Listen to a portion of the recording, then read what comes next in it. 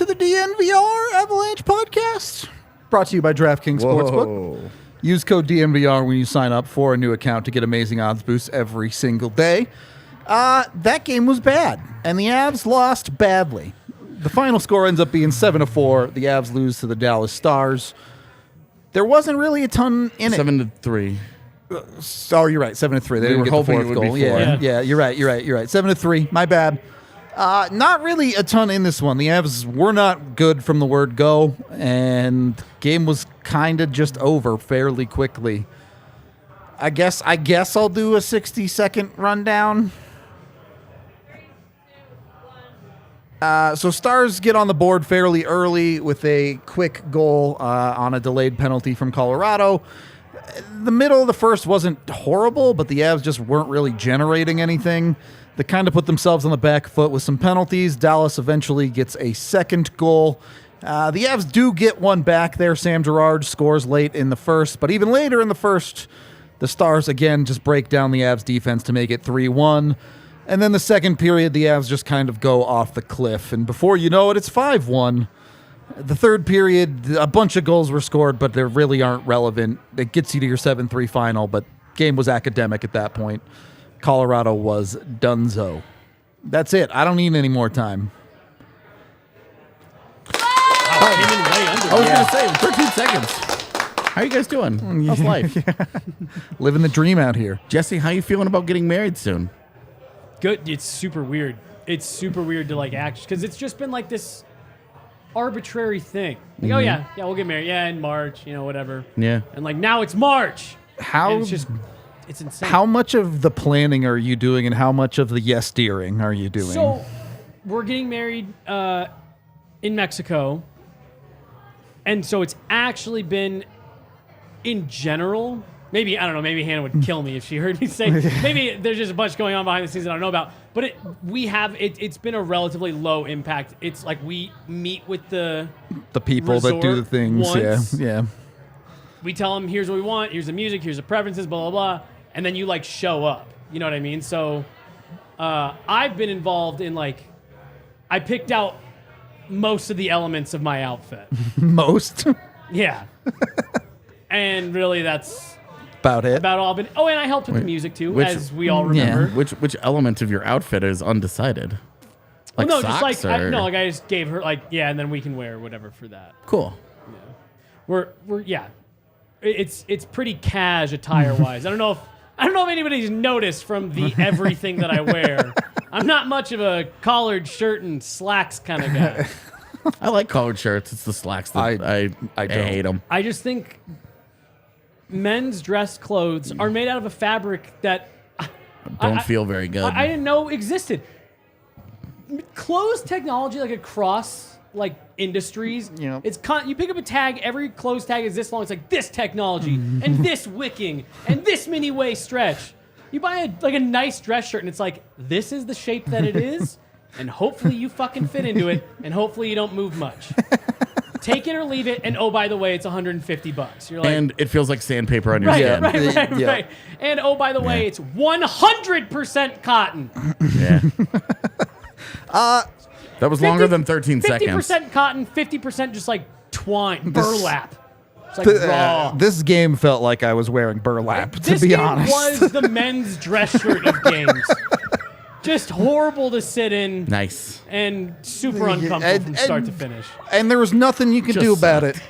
You watched. It just sucked. It was suffocating. This was the dentist appointment of hockey games. I'd love to say from the puck drop, but we didn't get to see it. Thanks, ABC. It's my favorite line here, and because I'm assuming not everyone will read it. The ice was tilted towards Colorado's net from the moment ABC cut over from the Boston Bruins game 5 minutes late.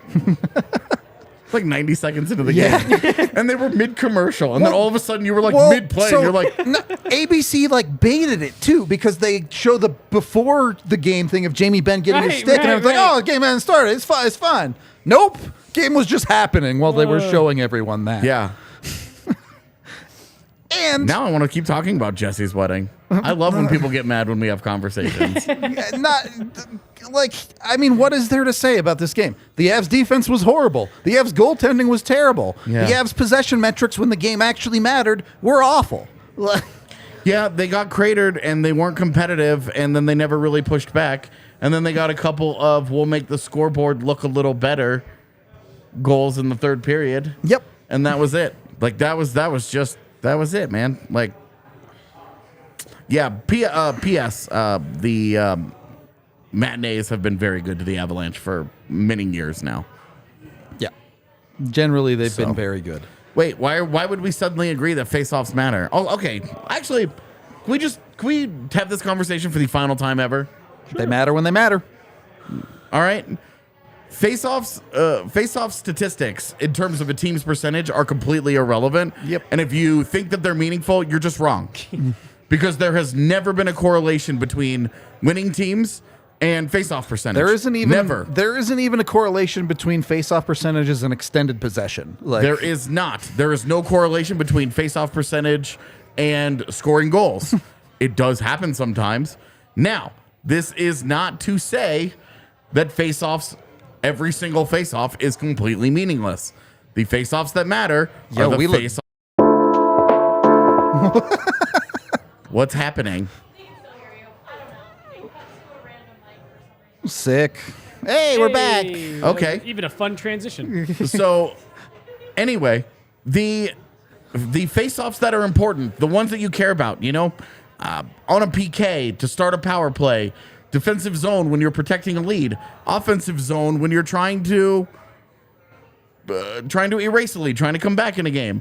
You're talking about 60 face-offs in a game, maybe 10 of them are important. Yep.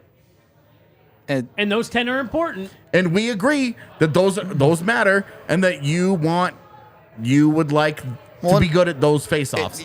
So if you would like to continue to comically misrepresent how we feel about face-offs and say the DNVR guys don't think face-offs matter, you're stupid and wrong. Yeah. That is not how we feel, but we are not going to fret about face-off percentage on the whole. Yeah. Even if, like, as AJ said, there's maybe 10 that are important. So even if you go out and get a guy who's really good at faceoffs, a guy that's 50%, 55% at faceoffs, he's going to win you maybe one more of those than an average faceoff guy when you would. look at a guy that has a 54% faceoff percentage, and then you actually look at faceoffs won versus faceoffs lost, he might be like +6 on the season. Yep. That can go away in one game. Yep. And so you're talking about you are talking about improving your ability to win the 10% of faceoffs that matter. You're talking about improving your odds to win it by marginal percentage percents. points. Yeah. Like, it's such a small thing. It's crazy. So anyway, we agree. Faceoffs matter. We don't ever dismiss faceoffs as a meaningless thing. The ones that matter. We dismiss face-off percentage in terms of like a team stat. There's also like 10 face-offs a game. That you just tell me who wins that. You can't convince me that a neutral zone face-off matters. Like, for real. You just Overtime. Yeah. Okay. Sure. When they matter, they matter. For the record, that was me totally just being. For the record, the Avs are at their best in the face-off circle in the defensive zone, which is where you would like for them to be at their best. So anyway, I'm done having this conversation literally forever. Let's move on here a little bit. How much of this is, hey, the Avs defense needs to go look at some film, because this is 2 games in a row where they've gotten kind of bodied. Yeah. You understood it more in the New Jersey one. You were hoping for better in this game, I think, pretty clearly. You absolutely wanted better for a lot of reasons. One, you had a bad game 2 days ago. Yep. And we didn't care about that game because this was the big one. This was a big game that they just didn't get up for. They just didn't get up for it. Yep. Yeah. They sleptwalked into it. Their goaltender did not do them any favors. Their defense made life hard on him. And when both of those elements have a bad game at the same time, you get bodied. And that's that. I mean, I'm putting both Colorado's defense and Alexander Georgiev in duds today because they were both bad. Yep. I don't think there's any two ways around that. As a whole, Georgiev was bad. Certainly, Devon Taves struggled heavily tonight. Oh my God, dude! The one where he just gets torn apart on both ends of it. The third goal in particular, where he gets beat wide by Hintz, and then loses Pavelski on the back door. Yep. You're just like, how in the world do you accomplish 2 catastrophic failures in 10 seconds as Devon Taves? In 5 seconds as Devon Taves. You have Brad. So bad, you man. have Brad Hunt's coverage, which is just rough right now. Yeah, it was bad. There were no good players in this game. Yep. You have Cale Makar, who pretty much ghosted the game. Which, and some of this is understandable. Brad Hunt's an AHL defenseman. Yeah. Cale Makar just getting back from injury. First game back. Yeah. There are understandable reasons for it. It doesn't make it good. I love drinking games. Do it. The one guy that actually did play pretty well for the Avs defense, though, was Sam Girard. And we're giving him king of the game because even if the points were meaningless, he did get 3 of them. Well, his goal actually mattered. For sure. When he scored and they made it 2-1 and with 3 minutes to go in the first, you were like, all right, here we go. All right, they're back in this. All right. They have survived the storm. We can see it. And then the storm never stopped. But Sam Girard had a 3-point game. So he got king of the game. You gotta find a king of the game somewhere in games like this. So yeah. You take what you can get. My man, you'll never see 2022 again. It's over. That's not how life works, brother. We will cherish it. That's why we all big hammered away last year to cherish what last year was. Now it's on. And I don't think we need to get into the nitty-gritty of how every goal got scored, how Dallas ran away with this in the second period. Yeah, I mean, you have 3 goals that get scored from distance on Georgiev in this game. Yep. Screen, not screen, we don't even need to have the argument. He wasn't good enough. You can have that argument at 1 goal. If 3 of them go in, some of those just got to be stopped, right? We could have, Jesse and I could have had a nice, spirited conversation about the second goal. But when 3 goals from distance go in like that, your goalie's playing poorly. It just doesn't matter. Yep. I still personally don't have an issue with the second goal. But to AJ's point, okay, cool. Give him that one. Yeah. Even if one of us relents on it, we're just like... Right. It's like, it just wasn't great. So it's only 4-1 in the second. Right. Yeah, so it's like, the that stuff only matters when you make the next save. You know what I mean? If he had made that save, they go into the room 2-1. The Avs come back and they make a game out of this, and they lose this game 4-3. Then you have a conversation about you needed that Georgiev goal or whatever, or maybe 3-2 is a better example. He doesn't give up another one until overtime or whatever. Yeah. Then you have that conversation. But when it gets to this point, doesn't matter. Well, and the Avs was just too bad. The Avs had no qualms about it. The game got to 5-1. They understood Georgiev wasn't playing well, defense wasn't playing well, so they pull him so they can have him for tomorrow with as much legs as possible. Right. Honestly, I thought that was one of the better decisions of the night. That was one of the better decisions of the day. That, hey, you got to a point, it was out of reach. You have a game tomorrow. You wipe this one. So go in tomorrow. The one thing I do want to say, PK. Yeah, not bad. PK today. was pretty good.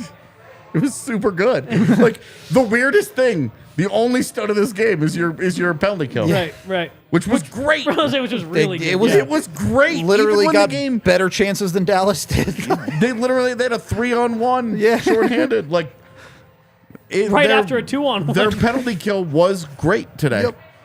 It really was super good. So you do have to try and find some of those good things through the weeds of the bad here, because it's really easy to say this was super disappointing, especially with the New Jersey game, and it is 100%. The Avs need to do better. The Avs need to put a stop to this right now. They need to come to the rink tomorrow and be the good team that they're capable of being. We've all seen it. Speaking of tomorrow, Georgiev in net. Yes. Yeah. Yes. Okay. Cool. That's why you pulled him. Yeah. You know what I mean? You pulled him to give him a chance for tomorrow. Also, you really don't want to embarrass that guy. No. For sure. He's the number one. You're going with it. Certainly over Keith Kincaid. No offense to the guy. He played fine in this game. But to save those orange pads, if nothing else, Start Georgiev tomorrow. Yellow. Though they were pretty orange. They're yellow. Don't start this with this. It's the same thing with the jerseys. Dude, they're very Non-contact. clearly yellow. It came from the Boston Bruins. Those pads looked orange to me. That's all I'm saying. Go get your eyes checked then. See if that LASIK needs to be Am I doubled yellow down on. orange colorblind now? apparently. Yeah, dude, your LASIK did you dirty. Like you need your money back, brother. Those pads looked way more like that D than that N. Bro, you're out of your mind. Okay. They look like the N. They didn't look like the N at all to me. Tiff, can you find a picture of those pads? I don't get why you would even think that they would be orange. They looked even if your eyes are orange. telling you orange, I don't know why you would think that. When he skated out, I was Really? like, those They're- don't look they're like gold? Boston's colors. Yeah, fuck me. They're gold, guys. They're gold. Sport gold? Sure. They're not orange. That's all I know. Of all things they aren't. Both, Zach. Georgiev was really bad. All right. There they look super yellow. Oh, you Georgiev mean was a bad picture today. of the pads? I'm telling you, on the TV, they didn't look that yellow. Anyway, not the point I wanted to get to here. What color is that mask? Purple. I mean, I'm just trying to make sure. I want to know how far this extends. Anyway, in the sake of trying to find things you're looking for and positives here, you get a couple goals in this game late. You get something from your depth in Cogliano, but maybe more importantly, So, this is about Erod. Yeah. Can we maybe tie this into Newhook in the Islanders please game do. earlier Please this year? do. Yes. Because you guys remember they blew that game in New York against the Islanders, and it was a really disappointing finish. But Alex Newhook scored a really meaningless goal at the end of it, and it was his first point of the season, and it served as the launch pad for everything getting better for him. Yep. If they get bodied in this game, but the goal from Evan Rodrigues late Gets him going. gets him kind of off the schneid a little bit and back into producing offensively, and then obviously they have to continue to win games. But if this serves as a launch pad for Evan Rodrigues, the loss will have been totally worth. Yeah. 100%. It will have sucked to sit through, but if this serves as a launch pad for Evan Rodrigues to get back to the guy that we saw the first half of the season, then totally worth it. If it doesn't, then that sucks. But I'm hopeful that we see something similar because we saw the same thing from Newhook earlier this year. And quietly, Newhook has turned his play back up over the last handful of games as well. He has. On a team which is now in a situation where they're solving 2C internally, you'd love to see Erod going. You'd love to see Newhook going. For sure. So there is some hope there, I would say. I would put it that way. I would also say Erod getting a goal, getting a little something going. Maybe we could stop this Dennis Mulligan next to Nathan McKinnon. Dennis, I turned the puck over directly in front of my own goalie and got scored on Mulligan. That was tough. That sixth goal was It was something. hilarious. It's the way it goes on nights like this. You just got fashion advice, and step 2 of it involves wearing multiple shirts to feel comfortable. Fitted dress shirts, wear a comfortable undershirt, modern dress pants, has stretch waistband. Get this. See, I'm not wearing a suit. At all. Tux. Yeah, no, that's. I I appreciate Jesse's all going to tell get you- married in board shorts. tell for you, sure. I love the way I look in a suit. I hate wearing them. that. a hard agree. I Hate actually it. don't even like the way I look in a suit. I think people look ridiculous in suits. It's like, who wears this many layers in society?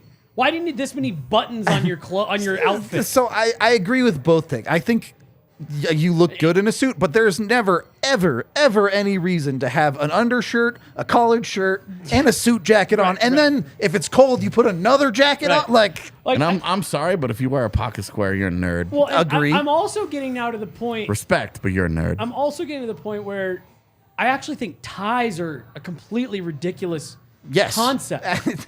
Why were they ever a thing? It's just an I guess I'd never thought an about extra it, but rogue piece of breaking fabric. my brain right now to be like, Hey, I just So, do you I wanna know- love choking So myself true. all day a little bit. You wanna Like, know so where true. I first had this thought was in a press conference earlier this year. Jared Bednar, it was a post game, and he was leaning over the table a bit, and the tie was just like hanging Yeah. like off his body a bit, and I was like, What a weird accessory we've all just completely accepted as normal. This dude just has an extra piece of cloth just hanging off of him.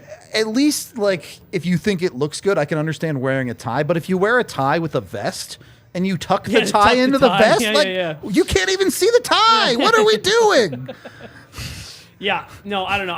I've always had this really weird just thing with dress clothes. I just think they're the most unrealistic, like weirdest ensembles. I've just always been uncomfortable in them. That's for me. This is what I would wear to everything in the world if I was allowed to, and I do in any case that I am. I hate jeans, and my problem is I'm a grown adult trying to wear basketball shorts everywhere. And it just doesn't fly, man. You got to grow up at some point. I don't mind jeans, but I would just prefer to wear joggers, not jeans. Could we get this last question up on the screen so we have a hockey thing to talk about? Not that I don't. Yeah, I mean, it's that type of show today. I don't know. Question for the group: with Manson, McDermott, and Val out, who is the physical guy to show grit? You don't want LOC to be the guy to go after people. What's wrong with LOC being that guy? Yeah, I don't know that there's a problem with LOC doing it. You saw Dennis Malgin crush a dude today. Like, I don't really think they have that big of a problem. They have plenty of grit in their bottom end. Cogliano's not going to back down from anyone. Val will be back maybe tomorrow. Yeah, he's also, just ill. Val in that group is a really weird inclusion because he had one fight and it was not. He really isn't that physical in general either. Like, he's not crushing dudes out there. I will say, I don't know what jock talkers means. That's a great nickname if that's derogatory. Well played. I'm assuming it's derogatory for us. Slapping at the fashion Chicago is guy. hilarious. Literally, everybody has an opinion on fashion. Everybody on Earth. You can tell because they wake up and get dressed every day. Yeah, I was gonna say. I mean, you'll notice everybody slaps we at said fashion, we I don't guess. like the clothes and we think they might look odd, but we didn't discredit anyone for wearing or liking them. I don't personally like them. In the same way that I'm sure if you wear a pocket square, you're a nerd. That's all right. Pocket squares. That's more of an accessory, though. I also said respect, but you're a nerd. You did say respect. Yeah. See, and that gets me off the hook.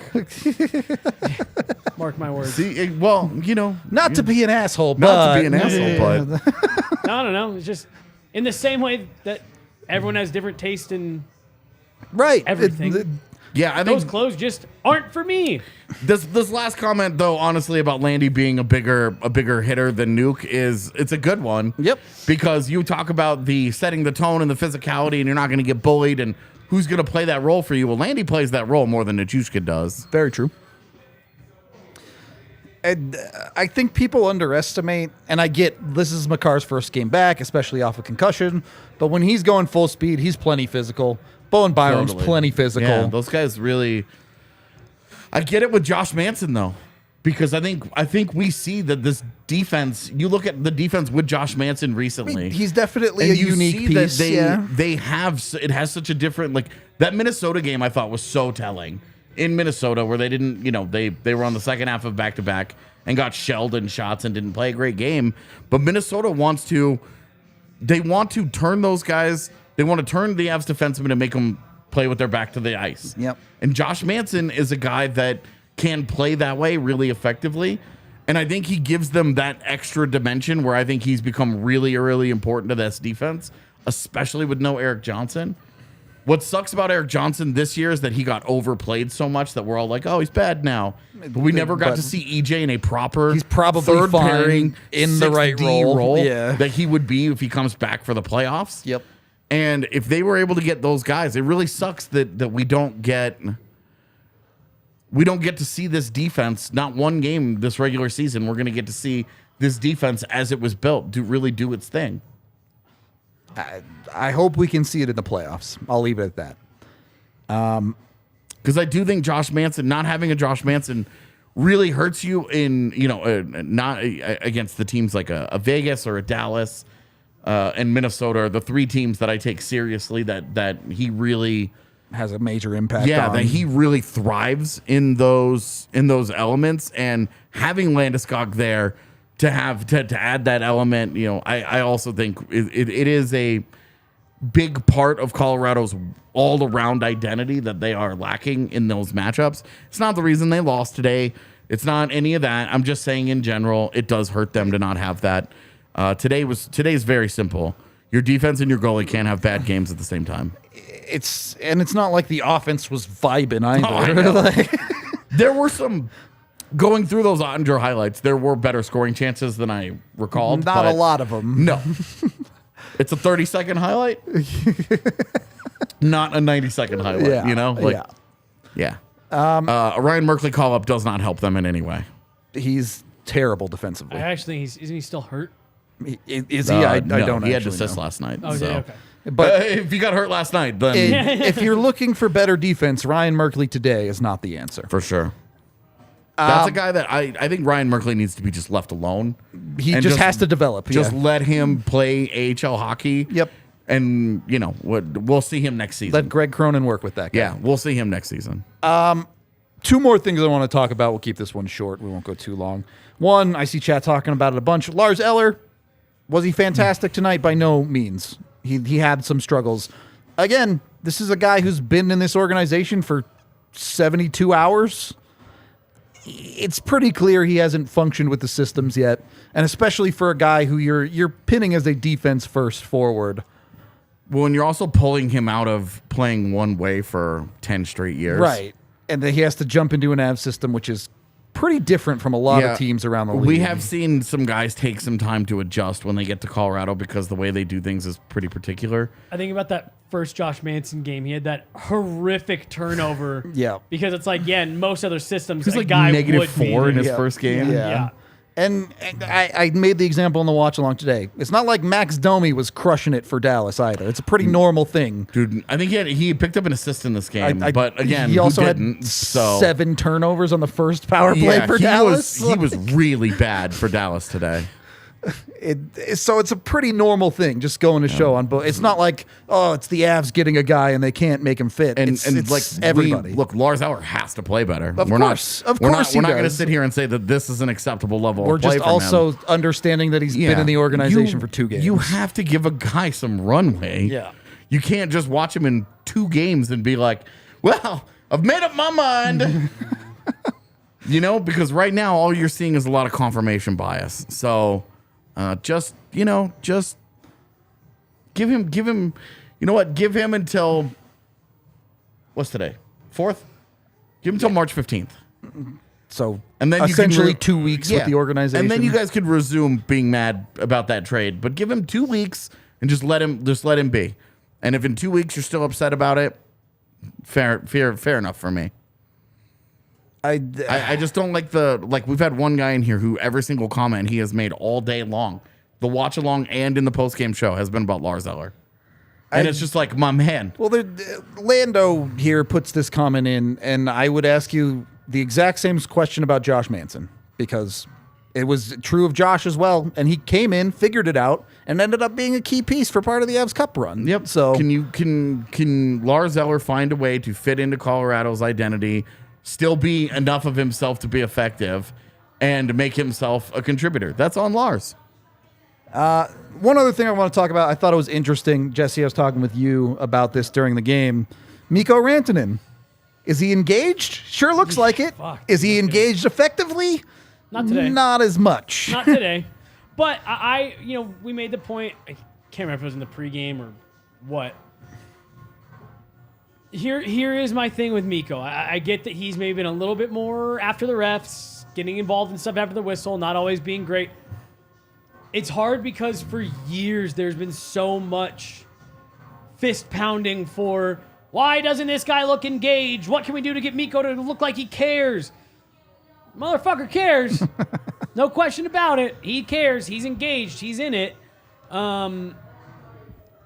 Just needs to find a better way to channel it, but I do like that he's showing some edge to his game. I think I agree with you as one of the people who's been most frustrated about the lackadaisical way that he can slide through games.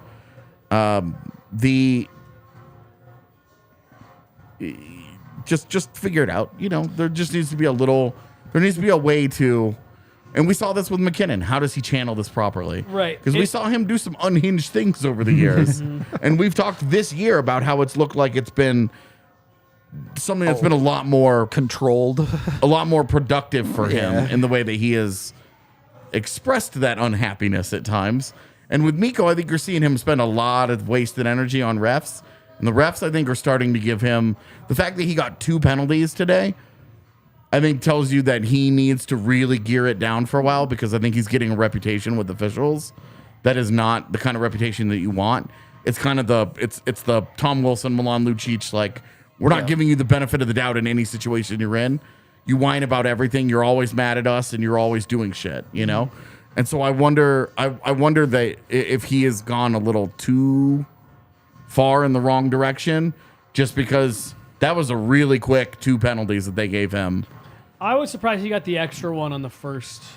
That's what I'm saying. I was a Like, little surprised, and the second penalty really wasn't much of a penalty at all. the slashing that he does after the guy, it's stupid, and then they take each of them, but he gets an unsportsmanlike on top of it. Because the refs are tired of dealing with exactly, him. because they're just like, no, we're not going to put up with this. I do also wonder if he maybe said something there that we aren't privy to. I'm assuming that's what the unsportsmanlike is for. Right. And so that's where it's like, hey, you would love to see that rage channeled properly, because Mad Mikko has never been the same as like Angry Nate. Right. Where when McKinnon gets upset, it usually brings out a level of greatness, and when Rantanen gets upset, he goes nuts. Downhill usually. Yeah.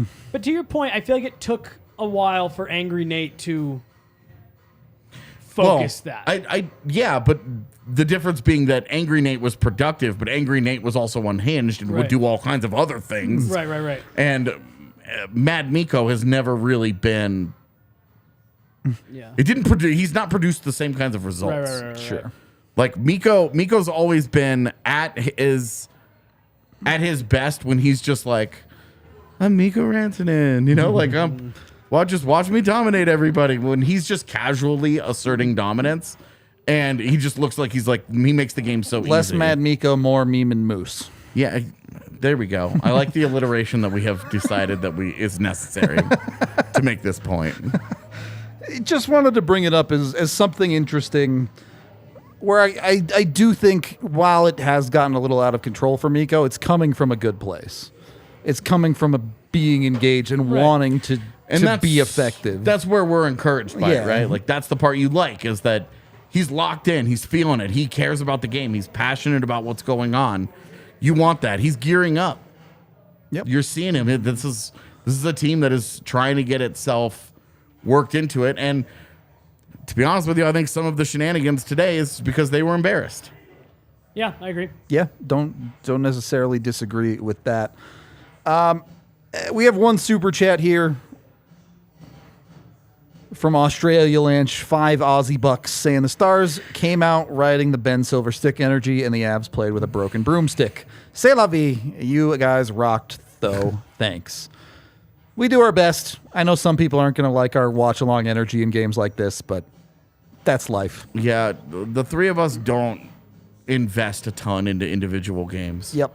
I was excited for the game today. I'm really disappointed by the result, but we are almost always like, this is like one of 82 puzzle pieces. The Avs are in a comfortable spot, even with this loss.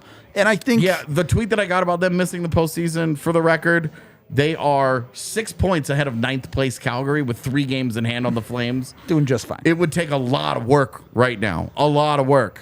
They will take this loss, and they will take a big hit in their ability to win the Central. Yep, it got harder today. But their ability to make the playoffs, that number is going to be well over 90% still. Yep. And right now, they're 8 points back of the Stars with 3 games in hand and a head-to-head matchup remaining. Yep.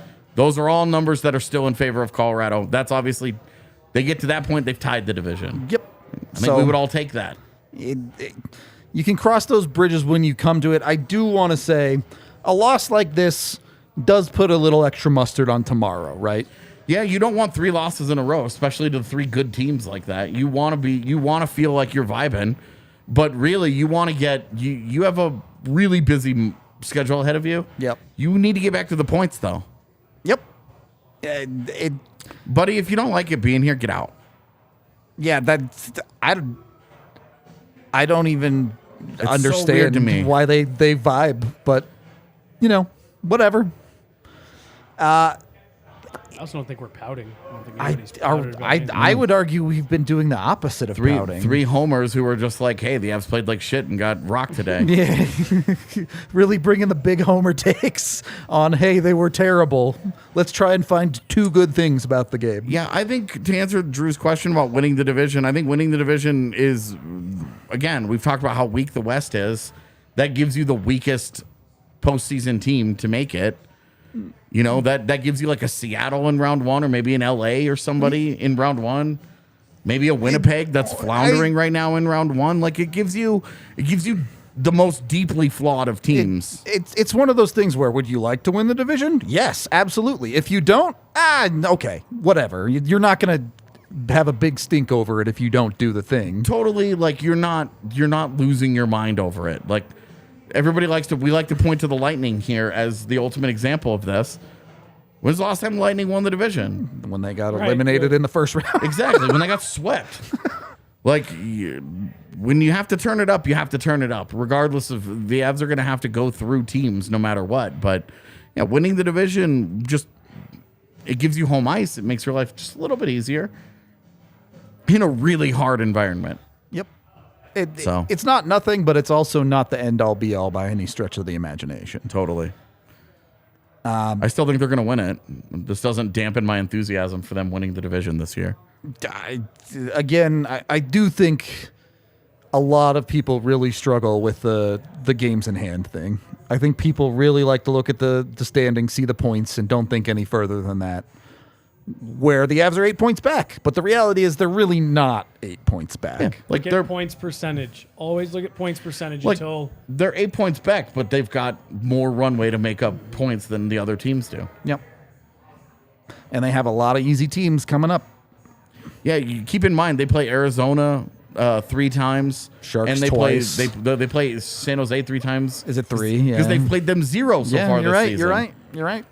Like, you play all those tanking teams that are gearing up for Bedard and just traded away a lot of star players and stuff, and are going to start sitting guys for made up injuries. The Avs have those guys coming up on the schedule. So there should be absolutely no doubt about the postseason, but they are still well positioned to make a run for this division title. Agreed. Today hurt them, though. Today absolutely hurt them. I really do think how you're going to feel about this set of 3 games here is going to matter a lot more on tomorrow than it does today now. If the Avs get bodied tomorrow, you're going, okay, this is 3 in a row. This is a problem. Yep, 100%. If the Avs come out and look great, I think you'll forget about this game immediately. It probably ends up being somewhere in the middle, and you'll have some good, you'll have some bad. Either way. Yep. We'll be here tomorrow breaking down the game, pregame, watch along, postgame for you. So tune into that unless you hate watching us, and then also tune in because thank you for the view, I guess. Yeah, thanks for continuing to keep us employed and clothed and fed and paid and all those things. Dude.